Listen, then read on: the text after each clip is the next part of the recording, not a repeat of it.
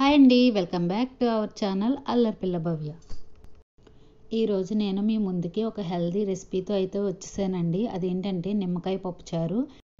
ఈ పప్పుచారు హెల్త్కి చాలా మంచిది, అలాగే మన ఇమ్యూనిటీ పవర్ని కూడా పెంచుతుందండి. ఈ పప్పుచారు 10 నిమిషాల్లో అయితే అయిపోతుందండి. ఈ నిమ్మకాయ పప్పుచారుని వేడివేడిగా చేసుకుని అన్నంలో వేసుకుని తింటే ఈ చలికాలంలో చాలా హాయిగా ఉంటుందన్నమాట. ఈ పప్పుచారుని ఎలా చేసుకోవాలో ఇప్పుడు చూసేద్దాం. స్టవ్ పైన ఒక ప్యాన్ పెట్టుకుని అందులో 1 కప్ పెసరపప్పుని అయితే వేసుకోవాలండి. ఈ పెసరపప్పుని కొంచెం పచ్చివాసన పోయే వరకు కొంచెం దోరగా వేయించుకోవాలి. ఇలా ఫ్రై చేసుకోవటం వల్ల పప్పుచారు అనేది మంచి కమ్మగా టేస్టీగా ఉంటుందండి. ఇది ఫ్రై అయిపోయింది కదా, ఇందులో వాటర్ పోసుకొని ఒక 2 టైమ్స్ అయితే వాష్ చేసుకోవాలి. ఈ వాటర్ని వంపేసుకుందాం. వాటర్ వంపేసుకున్న తర్వాత మళ్ళీ అందులో వాటర్ యాడ్ చేసుకోవాలండి. వాటర్ యాడ్ చేసుకుని ఒక 1/2 అవర్ అయితే నానబెట్టుకోవాలి.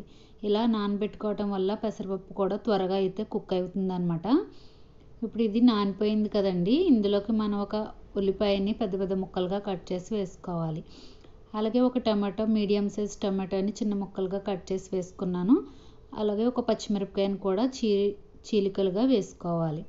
ఇందులో కొంచెం పసుపు కూడా వేసుకోవాలండి. స్టవ్ ఆన్ చేసుకుని లో టు మీడియం ఫ్లేమ్లో కుక్ చేసుకోవాలి.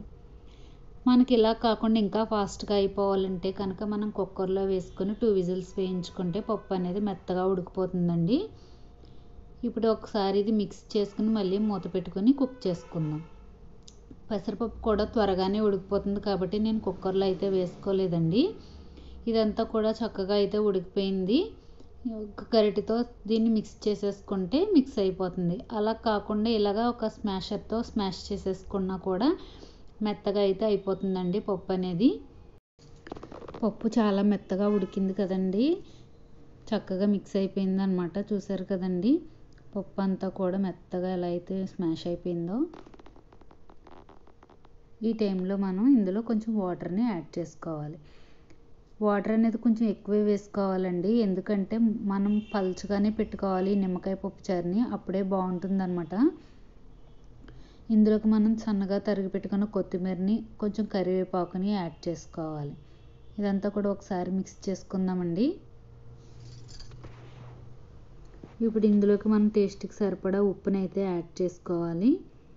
మీకు ఎంత కావాలో అంత అడ్జస్ట్ చేసుకుని యాడ్ చేసుకోండి. ఇదంతా కూడా మరిగించుకోవాలండి పప్పుచారుని. ఇప్పుడు బాగా మరుగుతుంది కదండి, ఇది ఒకసారి మొత్తం మిక్స్ చేసుకుందామండి. ఇంకొక 10 నిమిషాలు బాగా మరిగించుకుంటే పప్పుచారు అనేది రెడీ అయిపోతుంది అనమాట.